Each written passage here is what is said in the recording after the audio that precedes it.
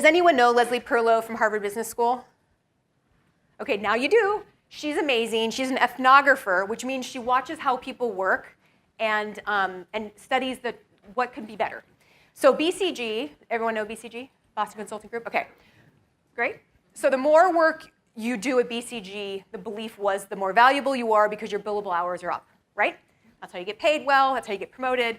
It makes a lot of sense, until it doesn't. So what she did was she did a longitudinal study starting with one team at BCG. They called her up and said, we have a woman problem. And she was like, what? They said, too many women are leaving. The percentage of women leaving are too great than a normal turnover. What she did was she found that it wasn't a woman problem. Who knew that? It was a lack of predictability. So when she studied the team, because clients could call all the time, anyone have a boss that will call anytime they want, or text? Yeah, I'm not. I text sometimes. Anyway, when you have no predictability because you're all in, then you are frankly kind of exhausted, and they were resigning saying, I love this job so much, but I'm exhausted. So when she put in a predictable night off a week, it was one night off a week. And so you would have Monday, Tuesday, Wednesday, Thursday, Friday. As a team, you would discuss at the beginning of the week who had what day.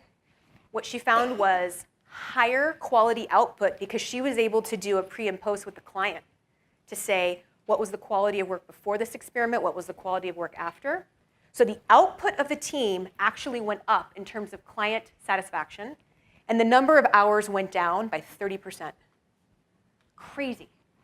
So they worked fewer hours, had higher quality output, and then guess what the engagement when the team was? Up. Right? So this idea that more work was better was actually fundamentally proven to be incorrect. The CEO of BCG, to his credit, was like, all right, that worked on one team, what about all of Boston? Okay, now it worked all in Boston, what about all of America? Okay, that worked, now it's global.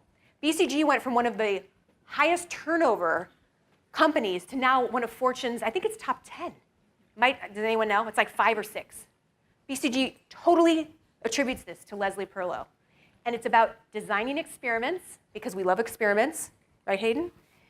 And it's about understanding the design constraints and testing it out. Now, that might not work for your organization, but consider, because you have power in this room, what is an experiment that you can run where you can work fewer hours and have better output?